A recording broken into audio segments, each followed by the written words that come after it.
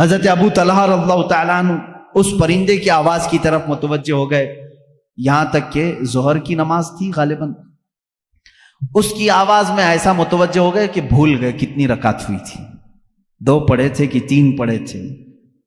آپ کو شک ہو گیا کہ میری 2 رکعت ہوئی کہ 3 رکعت ہوئی، پرندے کے چہچہانے نے مست کر دیا۔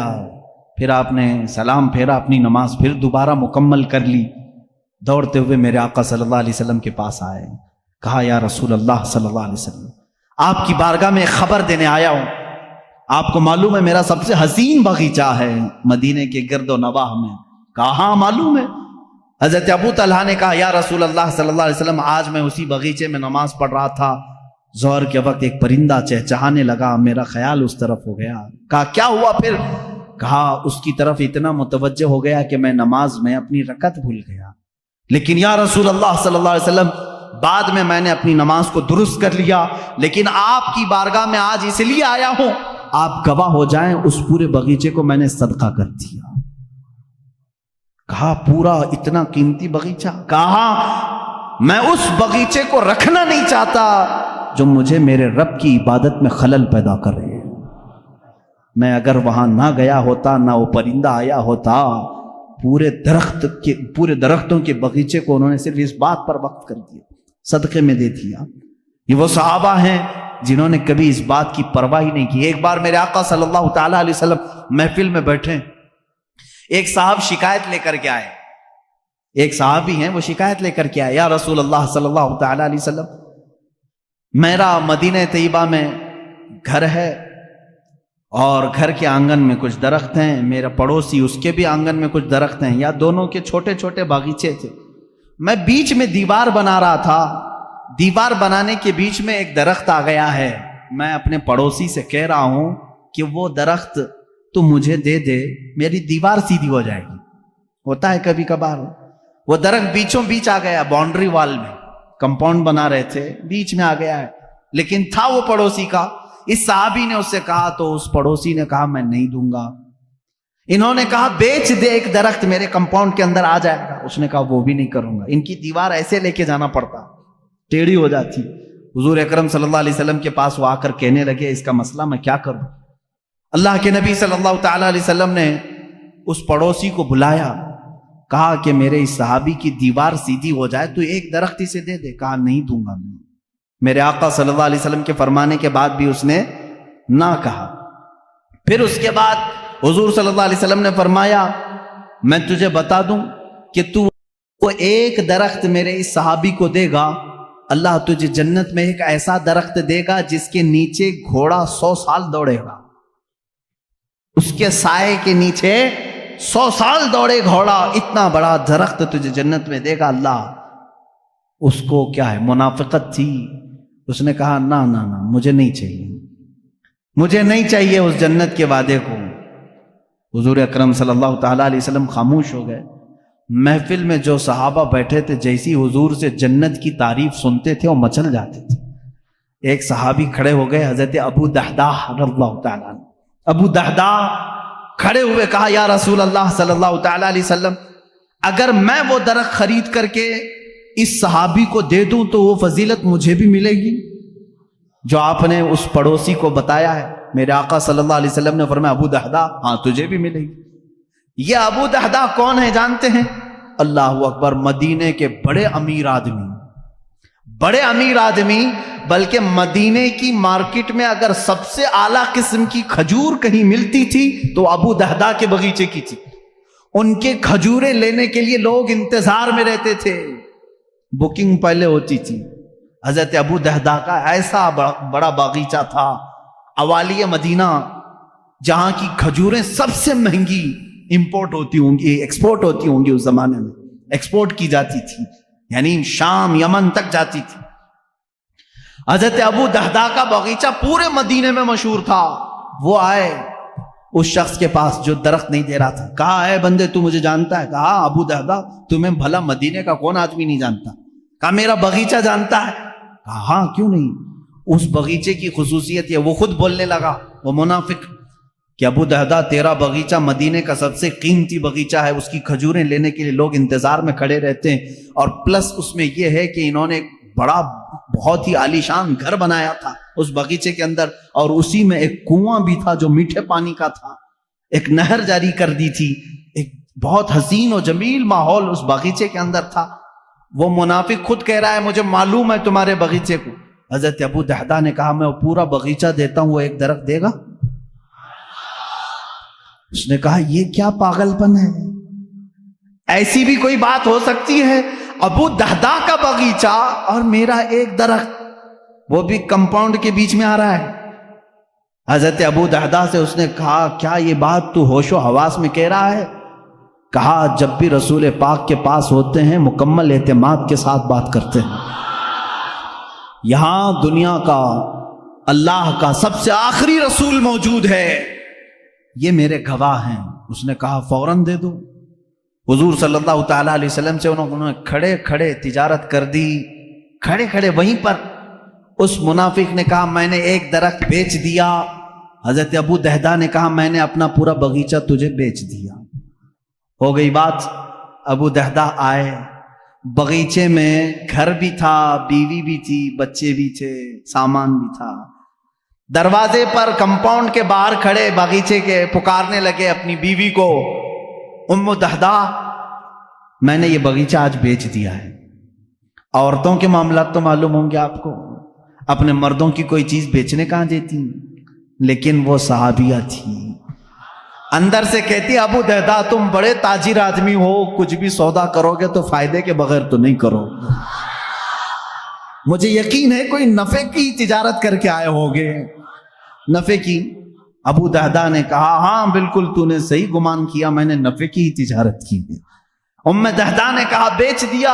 کہا ہاں، جلدی سے اپنا سامان اٹھا اور باہر نکلا، اب ہماری ملکیت میں نہیں ہے یہ باغیچہ، اب ہماری ملکیت میں نہیں۔ وہ جلدی جلدی سامان اٹھانے لگی اور دروازے پر ابھی آئی نہیں تھی، پوچھا کتنے میں بیچا، کتنے میں بیچا؟ بیوی کو بتانا تو ہوگا۔ ابو دہدا باہر ہی کھڑے کہنے لگے رسول اللہ صلی اللہ علیہ وسلم کے پاس تجارت ہوئی ہے، میں نے یہ پورا باغیچہ ایک ایسے درخت کے بدلے میں بیچا ہے جس کے سائے میں گھوڑا 100 سال دوڑے گا۔ وہ چیخنے لگی، چلانے لگی، کہا ابو دہدا میں نے صرف تجھ کو دنیاوی تجارت میں ماہر سمجھا تھا، تو آخرت کا بھی تاجر نکلا۔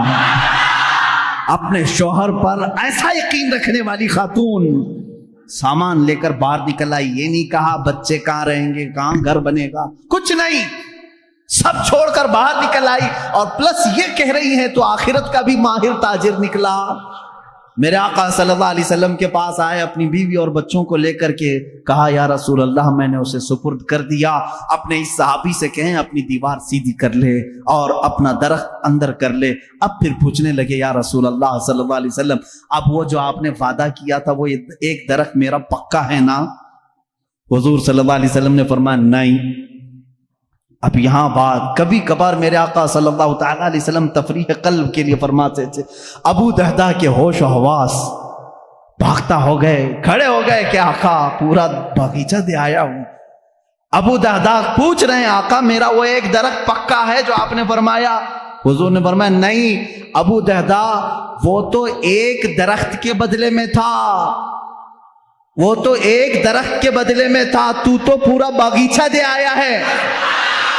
اب میرے مولا نے مجھے وہی کر کے بتایا ہے ابو دہدا کو جنت میں وہ باغیچہ دوں گا جس کے درختوں کی کوئی گنتی بھی نہیں کر سکے گا۔ حضور صلی اللہ علیہ وسلم فرما رہے ہیں میں تیرے باغیچے کے درختوں کی گنتی دیکھ رہا ہوں۔ حضرت ابو دہدا اسی وقت کہے فزت برب الکعبہ، رب کعبہ کی قسم میں کامیاب ہوں۔ یہ یقین اگر کسی کے پاس تھا تو وہ صحابہ کی زندگی میں تھا، اگر رسول فرما دے تو انہیں 100% یقین ہوتا۔ میرے آقا نے فرمایا ہے تو مجھے مل کے رہے گا۔ عزیزان گرامی، احادیث رسول اگر تمہیں کسی بات کی طرف بلاتی ہیں تو دنیا کو ٹھوکر مار دینا، کیونکہ میرے نبی نے جو وعدہ فرمایا ہے وہ حق ہے اور 100% حق ہے۔ اس طرح کئی صحابہ ہیں جنہوں نے اپنی تمام چیزیں وار دی میرے آقا صلی اللہ علیہ وسلم کی۔ حضرت عثمان ابن عفان رضی اللہ تعالیٰ عنہ ایک بار نہیں کئی مرتبہ انشاءاللہ العزیز خلفائے راشدین کی سیرت میں کل عرض کروں گا. میں ان کی قربانیوں کے متعلق بھی آپ کے سامنے کچھ باتیں رکھنے کی کوشش کرتا ہوں. یہاں وہ صحابہ حضرت صہیب رومی رضی اللہ تعالیٰ روم سے چل کر مکہ میں آئے تھے. شروع میں آئے تھے تو غلام بن کر کے آئے تھے، پھر آزاد ہوئے، پھر تجارت کرنے لگے، اتنا کمائے کہ مکہ میں ایک بڑے امیر بن گئے، جائیداد خریدا، پراپرٹی بنائی، مالدار ہو گئے اور ایمان لے آئے. رسول کریم صلی اللہ علیہ وسلم جب ہجرت کر کے مدینے چلے گئے، حضرت صہیب مکہ میں ہی رہ گئے. انہوں نے یہ طے کیا کہ نہیں، مجھے بھی اب مکہ چھوڑ کر اس جلوہ جہاں آرا کو دیکھنے کے لیے نکلنا ہے. جب وہ جانے لگے تو مکہ والوں نے گھیر دیا، کہا کہ اے صہیب، تو جب آیا تھا تو تیرے پاس کچھ بھی نہیں تھا، تو نے سب کچھ مکہ سے کمایا ہے، تو ہمارا مال ہم تو لے جانے نہیں دیں گے. انہوں نے آدھی جائیداد لکھ کر کے دی تھی مکہ والوں کو، مفت میں میری آدھی جائیداد لے لو اور مجھے جانے دے دو. آدھی جائیداد انہوں نے لے لی اور اس کے بعد حضرت صہیب رومی رضی اللہ تعالیٰ عنہ نکلنے لگے. گنڈے مکہ کے پھر بیچ راستے میں آئے، پکڑ لیے، ان کو مارنا شروع کیا، ان کو جگہ جگہ سے مارا کہ ناک ان کی پھٹ گئی.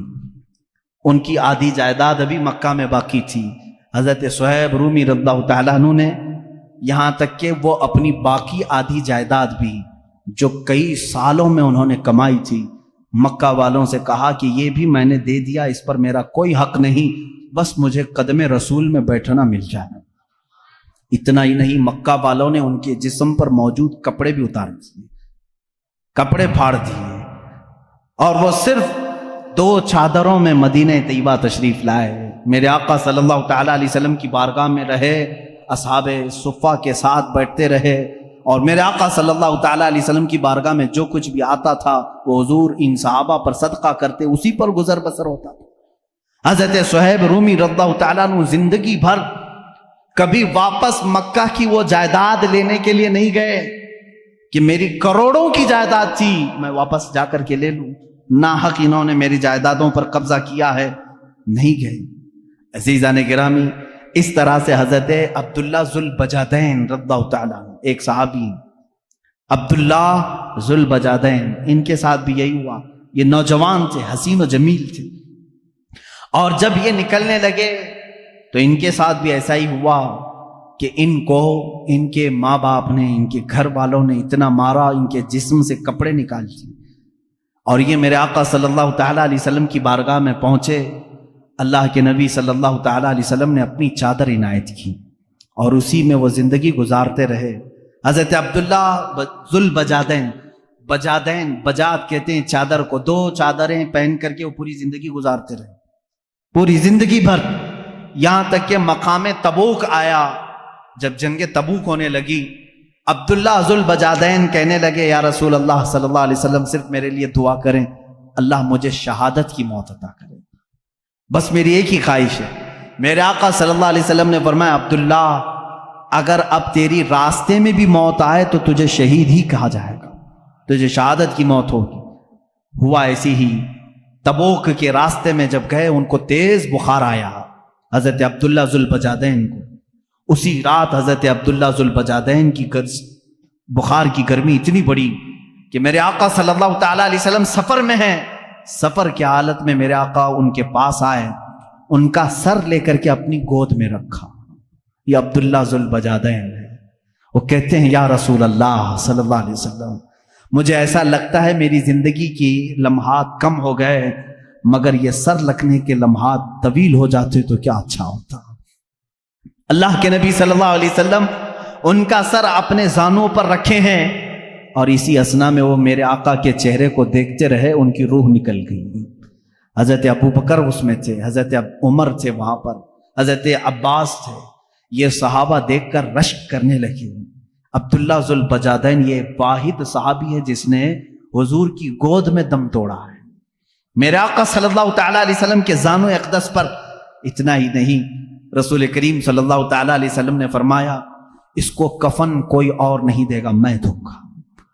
اللہ کے نبی صلی اللہ تعالیٰ علیہ وسلم نے اپنا لباس، اپنا تہبند اور اپنی چادر نکالی اور انہی 2 چادروں میں عبداللہ کو کفنایا اور کہا جب یہ میرے پاس آیا تھا تو اس کے گھر والوں نے کپڑے چھینے تھے، آج میں اسے کپڑے پہناتا ہوں۔ اور اسی کفن میں جب ملبوس کیا، اللہ کے نبی صلی اللہ تعالی علیہ وسلم قبر پاک میں خود اترے اور اپنے سینے سے ان کو لگا کر نیچے اتارا۔ یہ عبداللہ ذوالبجادین رضی اللہ تعالیٰ، اس وقت صحابہ رشک کر رہے تھے۔ حضرت عمر کہتے ہیں کاش اس وقت میری موت ہوئی ہوتی۔ اللہ کے نبی صلی اللہ تعالی علیہ وسلم نے ان کو جس انداز میں قبر پاک میں اتارا، عزیزان گرامی، ایک دو صحابی نہیں ہیں جنہوں نے اس راستے پر مشقتیں اٹھائی، محنتیں کی، اور اتنی مشقتیں، اللہ کی پناہ اتنی مشقتیں۔ ایک صحابی حضرت خبیب، اللہ اکبر، ان کا تذکرہ آتا ہے رونگٹے کھڑے ہو جاتے ہیں۔ حضور اکرم صلی اللہ تعالی علیہ وسلم نے 3 صحابہ کو ایک مہم پر بھیجا تھا، یہ تینوں گرفتار ہو گئے۔ 10 صحابہ تھے ان میں سے یہ 3 گرفتار ہوئے، اس میں حضرت خبیب بھی تھے۔ یہ مکہ والوں نے ہی انہیں گرفتار کیا تھا۔ گرفتار کرنے کے بعد ان کو ایک جگہ قید میں رکھا، کتنے دن تک؟ تقریباً 10 دن تک قید میں رکھا۔ کھانا نہیں دیتے تھے، پانی نہیں دیتے تھے۔ ہم کربلا کے واقعات سنتے ہیں میرے عزیزوں، صحابہ کے یہ جانثاریاں کیوں نہیں سنتے جن کے ساتھ سخت ترین اذیتیں اس زمانے کے ظالموں نے کی۔ حضرت خبیب کو 10 دن کے بعد نکالا، دعوت عام ہوئی، مکہ والے جمع ہوئے۔ حضرت خبیب کو انہوں نے آخری دن سولی پر چڑھانے کا طے کر لیا تھا، سولی تیار کی گئی، لیکن کافروں نے اتنا ہی نہیں کیا، حضرت خبیب کو اس کھوٹے پر باندھا گیا جس پر سولی دینی تھی۔ باندھ کر کے سب سے پہلے ان کے ناخنوں کو پکڑ سے نکالا، کھینچا۔ ایک ناخن کو اگر پکڑ سے کوئی کھینچے تو اس کی اذیت کیا ہوتی ہے۔ مسئلہ کیا ان کے جسم کا، ان کے کان کاٹے، ان کی آنکھ میں سلائیاں پھیرتیں، لوہے کی گرم سلائیاں ان کی آنکھوں میں پھیری، ناک کاٹ دی گئی، ہونٹ کاٹے گئے، یہاں تک کہ ایک ظالم قریب میں آ کر کے ان کے پیٹ میں ایسا نیزہ مارا کہ جس سے ان کا کلیجہ دکھنے لگا، پیٹ کے باہر کلیجہ لٹکنے لگا۔ اس حد تک ان کو اذیت دی گئی۔ سولی پر ابھی نہیں چڑھایا گیا تھا، اس وقت ایک مجمع جمع تھا حضرت خبیب کو مارنے کے لیے۔ کسی نے کہا اے خبیب، کاش تیری جگہ محمد ہوتے، سب کٹ گیا ہے۔ جلال میں آتے ہیں، کہتے ہیں ظالموں، تم کہتے ہو میری جگہ محمد تھے، میرے جسم کے ٹکڑے ہو جائیں میں ان کے قدموں میں کانٹا چبھنا بھی گوارا نہیں کروں گا۔ میں نہیں دیکھ سکتا کہ میرے نبی کے تلووں میں کانٹا بھی چبھ جائے، لو میرے جسم کے اور ٹکڑے لو۔ انہیں کٹے ہونٹوں کے ساتھ بولنے لگے۔ ایک عورت آئی، کہا مکہ والو، ہمارا نظام تو ہے کسی کو قتل کرتے ہیں تو آخری خواہش پوچھتے ہیں، جب کسی کو پھانسی دیتے ہیں تو اس کی آخری خواہش پوچھتے ہیں۔ اس نیم کو، اس روایت کو مت توڑو، اگرچہ یہ دین چھوڑے ہوئے لوگ ہیں، ان کی بھی آخری خواہش پوچھ لو۔ لوگوں نے کہا کیا ہے تمہاری آخری خواہش؟ حضرت خبیب کہتے ہیں میری رسیاں کھول دو، 2 رکعت نماز پڑھنا چاہتا ہوں۔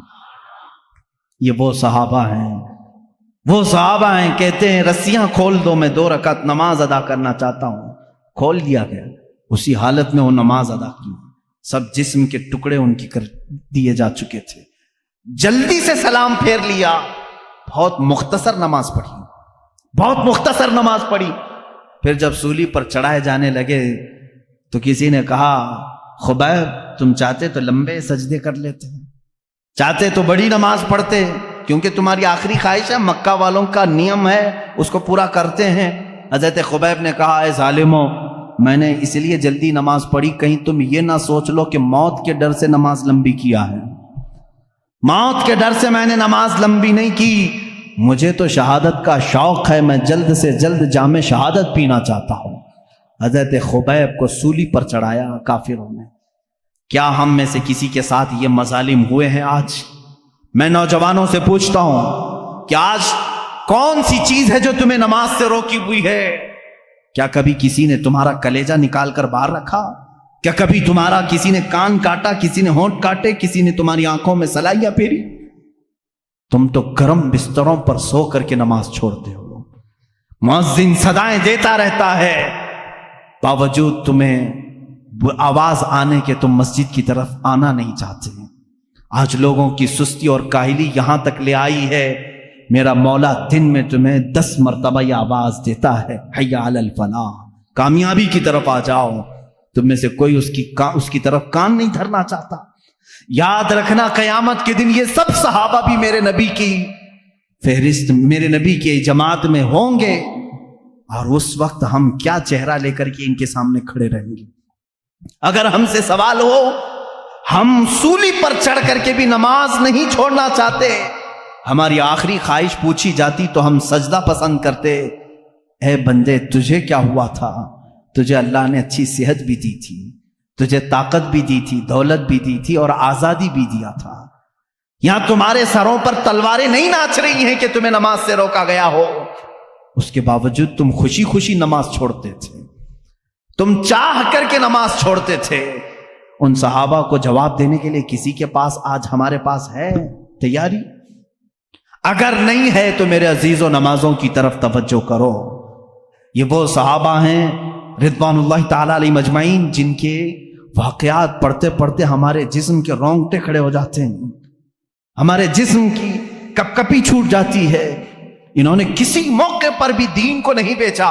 ایک جوان صحابی عبداللہ بن حذافہ سہمی رضی اللہ تعالیٰ، یہ رومی لشکر میں ایک بار جنگ میں گئے تھے. روم، ملک روم، وہاں کے سپاہیوں نے ان کو قید کر دیا اور عیسائی بادشاہ کے پاس لے کر آ گئے.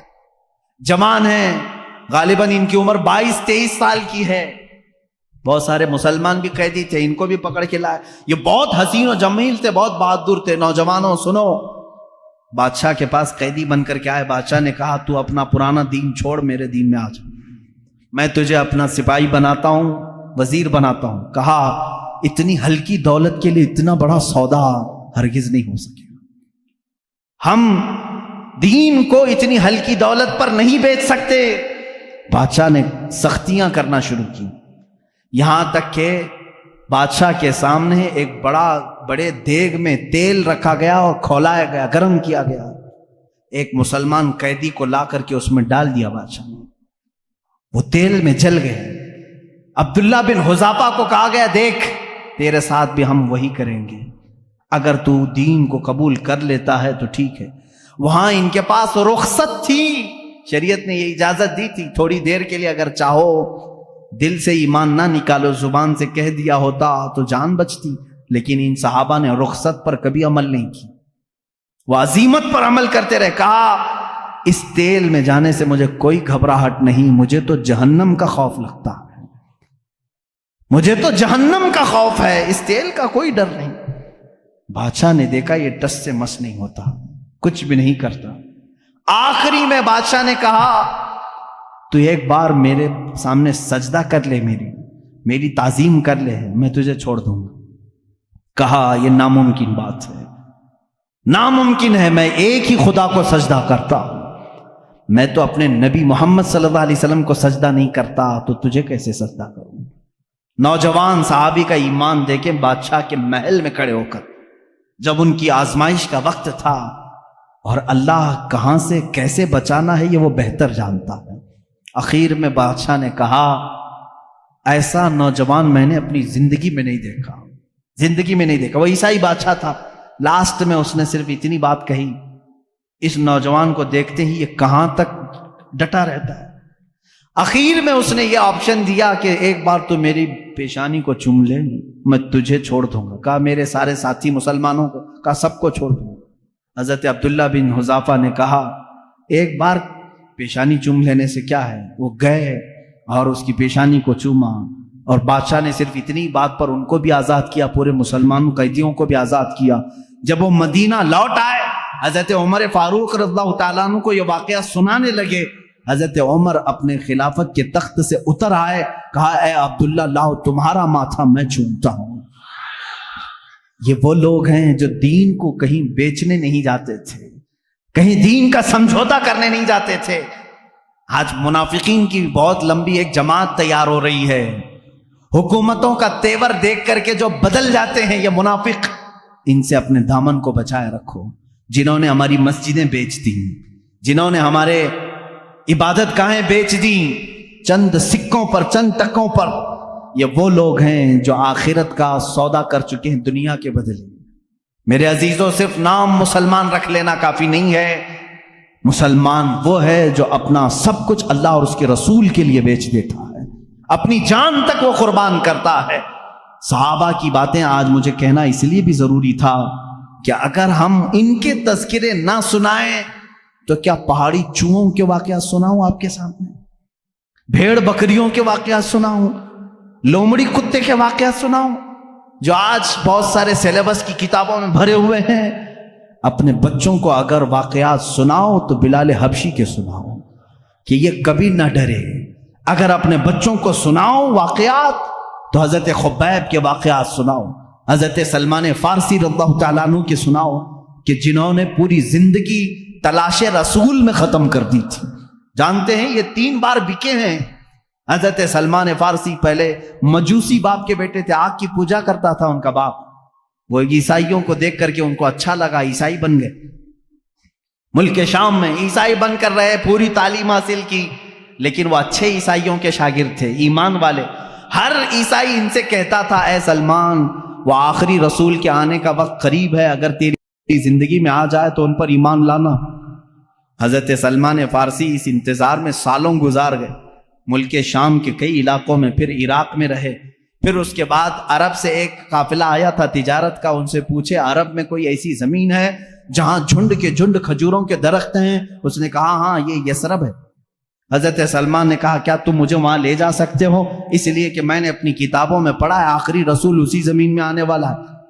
وہ لے کر کے آیا عرب، لیکن یہاں لا کر کے ایک یہودی کے ہاتھ میں بیچ دیا، آزاد آدمی کو لا کر بیچ دیا۔ مدینے کا ایک یہودی وہ غلام بنا کر کے رکھا، یہاں تک کہ رسول کریم صلی اللہ تعالیٰ علیہ وسلم کے آنے کی جس وقت خبر ہوئی مدینے میں، حضرت سلمان فارسی درخت کے اوپر بیٹھے ہوئے تھے کھجور کی، اور کھجور کا درخت کافی لمبا ہوتا ہے، کھجوروں کی صفائی کر رہے تھے۔ ان کا آقا اور اس کا بھتیجا دونوں نیچے بات کر رہے تھے، ارے سنا ہے مدینے میں محمد صلی اللہ علیہ وسلم آئے ہیں جو یہ کہتے ہیں میں اللہ کا آخری رسول ہوں۔ وہ دونوں بات کر رہے تھے، اتنا سن کر کے وہ وہیں سے اچھل کر آ گئے، نیچے آ گئے۔ کیا کہا تم نے؟ ان کے مالک نے ان کو کہا تو غلام ہے، ہمارے آقاؤں کی بات میں کیا سننے آیا ہے، تو اپنے کام پر لگ۔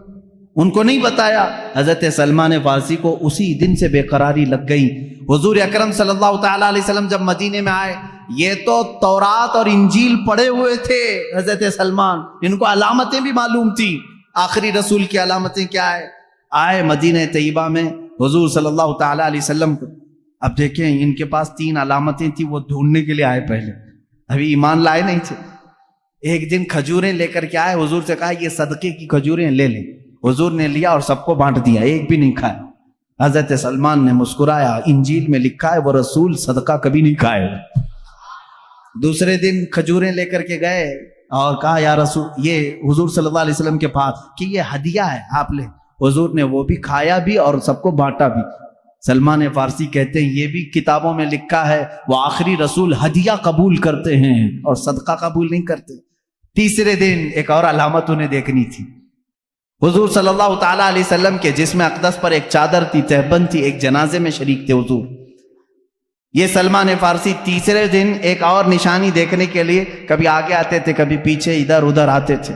جنازے سے جب فارغ ہوئے، وہ جس نشانی کو ڈھونڈنے آئے تھے حضور صلی اللہ تعالیٰ علیہ وسلم نے خود ان کو بتایا، اے سلمان 2 دن تو نے دیکھ لیا، تیسرے دن جو دیکھنے آئے ہو یہ عالم الغیب رسول تھے۔ تیسرے دن جو تم دیکھنے آئے ہو، اپنی چادر ہٹائی، اپنے کندھوں سے چادر ہٹائی۔ میرے آقا صلی اللہ تعالیٰ علیہ وسلم کے دونوں کندھوں کے بیچ میں مہر نبوت تھی۔ ایک مہر نبوت انڈے کی شکل کی، اتنی تیز روشنی اس میں سے ہوتی تھی کہ لوگ دیکھنے والے دیکھتے رہ جاتے، وہ خاتم النبیین کی مہر تھی۔ حضرت سلمان نے کتاب میں وہ بھی پڑھا تھا کہ وہ آخری رسول کے دونوں شانوں کے بیچ میں مہر ہوگی ختم نبوت کی۔ حضور صلی اللہ علیہ وسلم نے چادر ہٹائی اور کہا اے سلمان تم یہی دیکھنے کے لیے آئے تھے؟ حضرت سلمان فارسی نے کہا ہاں، میں تو ایک دیکھنے کے لیے آیا تھا، آپ نے 2 دکھائے ہیں۔ کہا کیا؟ کہا میں تو صرف ختم نبوت دیکھنے آیا تھا اور آپ نے اپنا علم غیب بھی بتایا ہے۔ کلمہ طیبہ پڑھا، اسلام میں داخل ہوئے۔ صحابہ اکرام اپنی زندگی پوری تلاش میں رہے ہیں اور اس ماہتاب رسالت کو اور آفتاب نبوت کو ذرہ برابر کھونا نہیں چاہتے تھے۔ کسی حالت میں وہ حضور صلی اللہ علیہ وسلم کی محبت کو کسی کے ہاتھ بیچنا نہیں چاہتے تھے۔ حضرت سعد رضی اللہ تعالیٰ عنہ جنگ خندق میں گئے ہیں زرہ پہن کر کے۔ زرہ لوہے کا لباس ہوتا تھا اور اتنا لباس کہ اس سے جسم پر آنے والے تیر نہ لگیں حضرت سعد، لیکن ان کا زرہ کا لباس چھوٹا پڑ گیا، ہاتھ کھلے رہ گئے۔ ایک ظالم نے دیکھا حضرت سعد رضی اللہ تعالیٰ عنہ کے سیدھے ہاتھ پر ہی وار کر دیا، ہاتھ سے ان کی موٹی رگ کٹ گئی اور اس سے خون بہنے لگا، اتنا خون کہ وہ پکڑ کر کے حضور کے پاس آئے تو میرے آقا صلی اللہ علیہ وسلم کے چہرے پر بھی خون، جسم اقدس پر خون حضرت سعد کے، اور ظالموں نے ان کے اوپر نیزے چلائے تھے ہاتھوں پر، جو حصہ ان کا زرہ سے کھلا ہوا تھا وہ سب مارا گیا تھا۔ حضرت سعد رضی اللہ تعالیٰ عنہ کس لیے آئے تھے معلوم؟ میدان سے چھوڑ کر کے۔ یہ وہ صحابی ہیں، میں آپ کو بتاؤں، حضور صلی اللہ تعالیٰ علیہ وسلم پر اس وقت ایمان لائے تھے جب میرے آقا ابھی مکہ میں ہی تھے۔ یہ مدینے کے ہیں رہنے والے حضرت سعد۔ مکہ میں حضور اکرم صلی اللہ علیہ وسلم پر 2 سال ایسے بھی آئے کہ پورے مکہ والوں نے حضور کا بائیکاٹ کیا تھا، آپ کے پورے خاندان کا، کہ ان سے کوئی بات چیت نہیں کرے گا، لین دین نہیں کرے گا، کھانا پانی ان کے ساتھ، رشتہ داری کچھ نہیں کریں گے۔ سوشل بائیکاٹ کیا گیا تھا۔ یہ 2 سال تک چلا تھا، اور یہ 2 سال میرے آقا صلی اللہ علیہ وسلم کے گھر والوں پر اتنے سخت تھے، خود میرے آقا صلی اللہ علیہ وسلم نے فرمایا کئی دن ایسے آئے کہ چمڑے ہم نے گرم پانی میں بھگو کر کے کھائے، درختوں کے پتے اس دوران کھائے، کھانے کی کوئی چیز نہیں رہ جاتی تھی مکہ میں 2 سال تک۔ پھر مکہ والوں کو ہی رحم آ گیا، پھر انہوں نے یہ بائیکاٹ ہٹا لیا تھا۔ ان 2 سالوں میں حضرت سعد جو مدینے میں تھے، مالدار بھی تھے، ان 2 سالوں میں حضرت سعد نے بھی چمڑے کھائے اور پتے کھائے۔ آپ سے کہا جاتا کیوں یہ کھاتے ہو؟ کہتے کہ محمد عربی صلی اللہ تعالی علیہ وسلم محصور ہیں، ان کا محاصرہ کیے، بائیکاٹ کیے گئے ہیں۔ جب ان کے ہاں کوئی نرم غذا نہیں پہنچتی تو کیا مجال ہے سعد اپنے حلق میں کوئی نرم غذا گزارے؟ یہ وہ صحابی تھے، جب جنگ خندق کے موقع پر ان کی رگ کاٹی گئی تو دوڑ کر کے حضور کے پاس آئے، کہا یا رسول اللہ صلی اللہ علیہ وسلم، میری زندگی کا صرف ایک ہی مقصد تھا، قریش آپ کا جو خاندان ہے، قریش خاندان جتنی تکلیفیں آپ کو دیے ہیں، میں نے طے کر لیا تھا ہر ایک سے چن چن کے میں بدلہ لوں گا، مقابلہ کروں گا۔ یا رسول اللہ میں صرف یہ چاہتا ہوں اگر اب اس کے بعد بھی جنگیں ہونے باقی ہیں، جنگ خندق کے بعد قریش سے اور بھی جنگیں ہونا باقی ہے، تو صرف اتنی دعا کر دیں کہ میری زندگی اور طویل ہو جائے تاکہ میں آپ کے ان دشمنوں کا مقابلہ کروں۔ اور یا رسول اللہ صلی اللہ علیہ وسلم اگر اس کے بعد قریش سے کوئی جنگ ہونا باقی نہیں ہے تو زخم اتنے ہو چکے ہیں، میرے آقا میری شہادت کی دعا کرتے۔ اتنی دعا کے لیے لوٹ آئے اور خون پورا حضور صلی اللہ علیہ وسلم کی جسم ناز پر تھا۔ حضور اکرم صلی اللہ تعالی علیہ وسلم کو اس جنگ سے لوٹنے کے وقت جانتے ہیں، جبرائیل امین آئے، بیچ راستے میں کہتے ہیں یا رسول اللہ صلی اللہ علیہ وسلم، رب تعالیٰ کا حکم ہے کہ یہیں سے آپ دوسرے جہاد کے لیے نکل پڑیں۔ جہاد میرے عزیزوں کوئی میدان کا کھیل نہیں ہے کہ تھوڑی ادھر ادھر کبڈی کھیلی اور پسینہ بہہ گیا، یہ جان ہتھیلی پر لے کر دشمنوں کے سامنے کھڑے رہتے، نہ جانے کب ہماری گردن کندھوں سے الگ ہو جائے۔ ان میدانوں میں یہ شہسوار بغیر کسی خوف کے جاتے تھے، نکلے ہیں ایک جہاد سے جس میں سخت ترین صحابہ زخمی بھی ہیں۔ بیچ راستے میں جبرائیل امین نے جب یہ پیغام پہنچایا، حضور اکرم صلی اللہ تعالی علیہ وسلم نے کہا اے جبرائیل، ابھی ایک جہاد سے نکلے، مدینے پہنچے بھی نہیں، گھروں کو گئے بھی نہیں، یہ اگر اپنے زخموں کو ٹھیک کر لیتے بعد میں چلتے۔ جبرائیل امین نے کہا یا رسول اللہ صلی اللہ علیہ وسلم، اللہ کی مرضی یہ ہے کہ یہیں سے آپ چلے، میرا مولا بھی ان صحابہ اکرام کے ایمان کو اس طرح امتحانات سے گزارا ہے۔ اللہ کے رسول صلی اللہ علیہ وسلم نے فرمایا میں اپنے صحابہ سے پوچھ لوں، ظاہر سی بات ہے جہاد میں چلنے والے یہ صحابہ ہیں، آج ہمارے ساتھ کون کھڑا رہتا ہے کون نہیں کھڑا ہوتا یہ وقت بتاتا ہے میرے آقا صلی اللہ تعالی علیہ وسلم نے مڑ کر کے صحابہ سے کہا اے میرے نوجوانوں، جبرائیل امین آئے تھے، انہوں نے کہا ہے یہیں سے ایک دوسرے جہاد کے لیے چلنا ہے، کیا ہے تمہارا مشورہ؟ کسی صحابی نے یہ کہا کہ یا رسول اللہ تھک گئے ہیں، کپڑے پھٹ گئے ہیں، زخم آ گئے ہیں، گھر جائیں، بیوی بچوں سے بات کریں، مرہم پٹی کریں نا۔ رسول کریم صلی اللہ علیہ وسلم نے جب مشورہ لیا تمہارا کیا ارادہ ہے؟ صحابہ کہتے ہیں یا رسول اللہ دیر کس بات کی، چلے یہیں سے چلتے۔ یہ وہ صحابہ تھے جن کے بارے میں اللہ فرماتا رضی اللہ عنہم ورضوا عنہ، اللہ ان سے راضی اور وہ اللہ سے راضی ہیں۔ ان میں عورتوں نے بھی وہ کردار ادا کیا ہے۔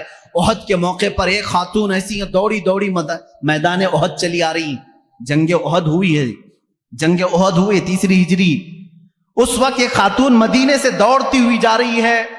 مسلمانوں کو اس جنگ میں شکست ہوئی تھی، آخر میں 70 صحابہ شہید ہوئے تھے۔ تو بیچ راستے میں کسی نے اس خاتون کو روک کر کے کہا تجھے پتا ہے تیرے بیٹے کا انتقال ہو گیا؟ کہا الحمدللہ۔ اس خاتون نے کیا کہا؟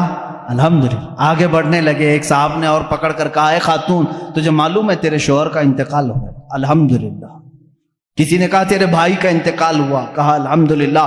اے آنے والوں، سب تو میرے گھر والوں کی بتا رہے ہو، بتاؤ رسول اللہ کی حالت کیا ہے؟ میں جو دیکھنے جا رہی ہوں میرے آقا کی صحت کو دیکھنے جا رہی ہوں، یہ نہیں کہ بیٹا گیا تھا، بھائی گیا تھا، میرا شوہر گیا تھا، سب ان کی خیریت بتانے آ رہے ہیں، میرے نبی کی خیریت بتاؤ۔ لوگوں نے کہا وہ صحیح سلامت ہے۔ اس خاتون نے کہا اے اللہ تیرا کروڑا کروڑ شکر ہے، وہ ایک صحیح ہے تو میرا پورا خاندان قربان ہے۔ آئیں، اللہ کے حبیب صلی اللہ تعالی علیہ وسلم کی زیارت کی، خوش ہوئی۔ حضور صلی اللہ علیہ وسلم نے فرمایا خاتون تیرا بیٹا شہید ہوا، جا دیکھ لے۔ وہ کہتی ہیں یا رسول اللہ اگر آپ کا حکم ہے تو میں دیکھتی ہوں، اگر آپ کا حکم ہے تو میں دیکھتی ہوں۔ اپنے نوجوان بیٹے کی لاش میدان میں پڑی ہے، گئی، جا کر کے بیٹے کو دیکھا، ٹٹولنے لگی، اس کے جسم سے جبہ اٹھایا، پیٹھ کو سہلانے لگی اپنے ہاتھ سے، پورے پیٹھ کو سہلائی، پھر سیدھا کیا، سینے پر دیکھا تو پورا سینہ چر گیا تھا، پورا سینہ چھدا ہوا تھا، سجدے میں گر گئی۔ کسی صحابی نے پوچھا مائی یہ کیا کر رہی تھی تو؟ کہتی ہیں جب میرا بیٹا میرے آقا کے ساتھ نکل رہا تھا تو میں نے اسے وصیت کی تھی، بیٹا جنگ کا ماحول ہے، سخت ہو سکتا ہے، لیکن یاد رکھنا اگر تو پیٹھ پھیر کر بھاگتا ہوا مارا گیا، میدان جہاد چھوڑ کر کے جاتا ہوا اگر مارا گیا، میں اپنا دودھ معاف نہیں کروں گی، میں اپنا دودھ معاف نہیں کروں گی۔ اس وقت تک تیرے قدم جمے رہنا چاہیے جب تک تیرے نبی پر کوئی آنچ نہ آئے، جب تک تیرے نبی کی حفاظت ہوتی رہے۔ میں نے یہ وصیت کی تھی، لیکن اللہ کا شکر ہے میں نے سب سے پہلے آ کر میرے بیٹے کی پیٹھ کو ہی دیکھا، اللہ کا شکر ہے میرے بیٹے کی پیٹھ پر ایک بھی تیر نہیں ہے، جتنا بھی یہ کھایا ہے سب سینے پر کھایا ہے۔ یہ وہ خواتین تھیں جنہوں نے بچے پیدا کیے تھے رسول اللہ کے دین کے لیے۔ آج مائیں بچوں کے پاؤں کی بیڑیاں بن جاتی ہیں، روکتی کہاں جا رہا ہے بچہ، اگر تھوڑا سدھرنے کی بات بھی کرے ارے چھوڑو مولانا لوگوں کی صحبت میں، کہاں کیا مولوی بننے جا رہا ہے؟ داڑھی چہرے پر تیرے کب سے آنے لگ گئی، کیا مولانا لوگوں کے ساتھ بہت زیادہ بیٹھ رہا ہے؟ یہ خواتین کا آج دور ہے۔ کیوں؟ یہ وہ مدینے کی خواتین نہیں ہیں، یہ تو 24 گھنٹوں میں سے 18 گھنٹے سیریل دیکھنے والی ہیں، یہ وہ ہیں جو فلموں کی دل دادا ہیں، ان کی نظروں میں آئیڈیل کوئی اور ہے۔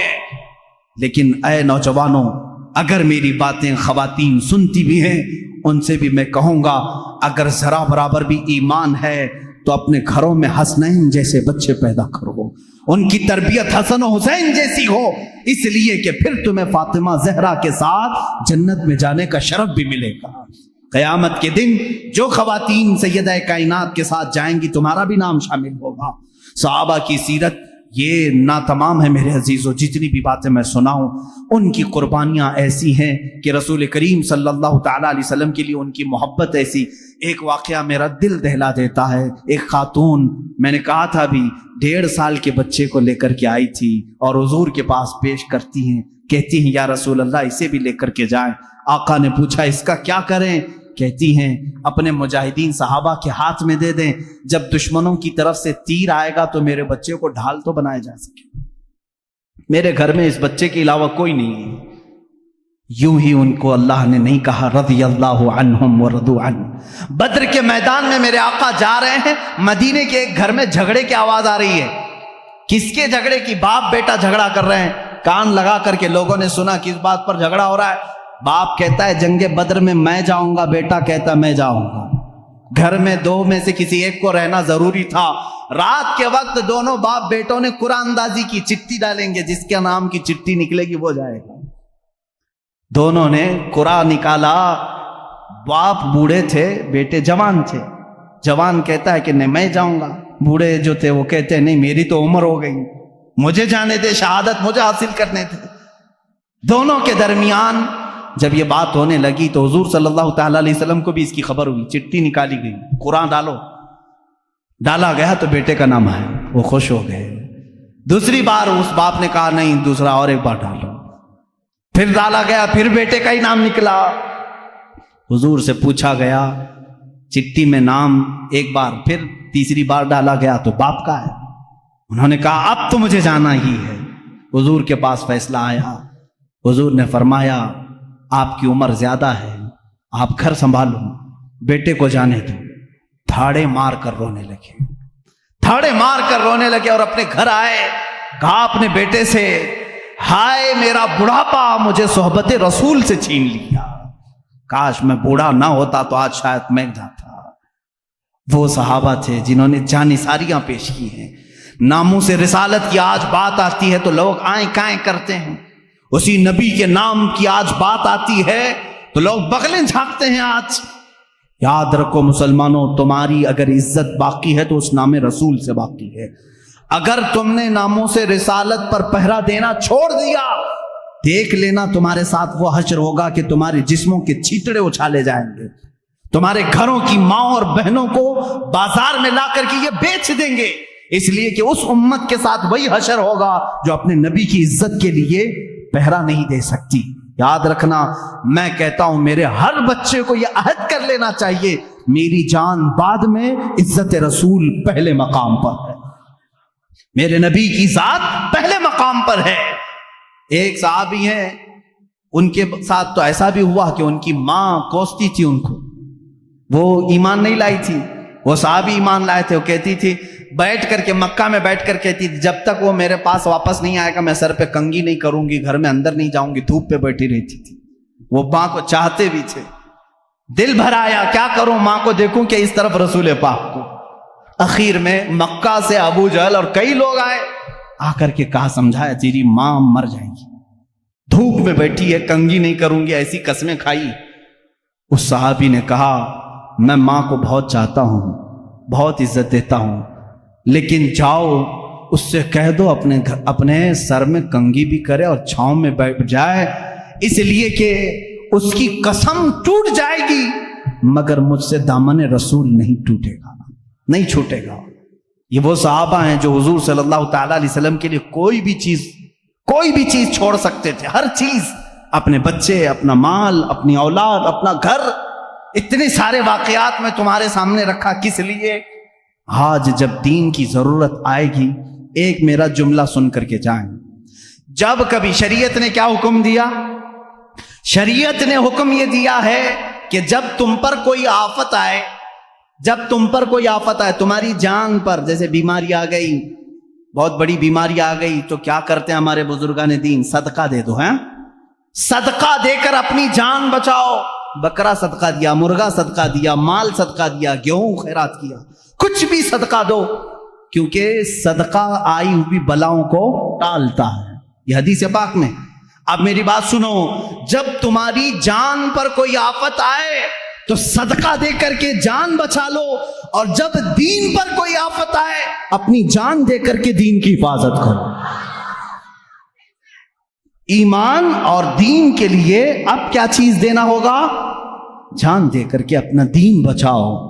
اور یہاں میں سمجھتا ہوں کوئی یزیدی نہیں بیٹھا ہے، سب حسینی ہیں، اور ہر حسینی یہ جانتا ہے جب اسلام پر کوئی بات آئے تو اپنا گھر بھی میدان میں لایا جاتا ہے، اپنی گردن بھی لائی جاتی ہے، اپنے 6 ماہ کا بچہ بھی لایا جاتا ہے، اپنی عورتیں بھی لائی جاتی ہیں، یہ نہیں دیکھا جاتا کہ میرے بعد میرے گھر کا کیا ہوگا، میری بیویوں کا کیا ہوگا، میری بہنوں کا کیا ہوگا، میرے بچوں کا کیا ہوگا، نہیں دیکھا جاتا۔ حسینی وہ ہے جو صرف یہ دیکھتا ہے اگر میری گردن جاتی ہے جائے، لیکن شریعت مصطفیٰ پر آنچ نہ آنے پائے۔ اسی لیے کہا ہے قتل حسین اصل میں مرگ یزید ہے، اسلام زندہ ہوتا ہے ہر کربلا کے بعد۔ تم جان کے کٹنے کے بعد کبھی فکر نہ کرنا۔ آج مجھے معلوم ہے میری یہ جو تقریریں ہیں لوگ سمجھتے ہیں، مجھے معلوم ہے کتنے ہماری تقریروں میں گرم ہوتے ہیں اور کتنے پسند کرتے ہیں اور کتنے کیا کیا کرتے ہیں، لیکن کچھ وہ بھی ہیں جن کو مروڑ بھی ہوتی ہے، جن کے دلوں میں پھپولے پھوٹتے بھی ہیں، کچھ کی آنکھوں میں بہت تیز گڑتا بھی ہوں، تکلیف ہے، وجہ مجھے بھی معلوم ہے اور آپ کو بھی معلوم ہے، لیکن یاد رکھو اگر ان ظالموں نے کبھی ایسا وقت میرے اوپر لایا، قید کر دیا، سولی پر چڑھایا، پھانسی بھی دے دی، میں بخوشی اس پھانسی کو چوم کر کے قبول کروں گا، اس لیے کہ اللہ میرے ساتھ ہے، رسول کریم صلی اللہ تعالی علیہ وسلم کی شریعت میرے ساتھ ہے۔ صرف میرا یہی کہنا ہے اے اللہ موت آتی ہے تو ایمان پر آئے، لیکن ان ظالموں کے لیے ہمارا ایمان کہیں سودا نہ چلا جائے، کہیں بیچنے میں نہ آ جائے۔ ان کی باتوں پر عزیزان گرامی آج حالات ایسے ہیں، ان صحابہ کے معاشرے کو زندہ کرنے کی ضرورت ہے۔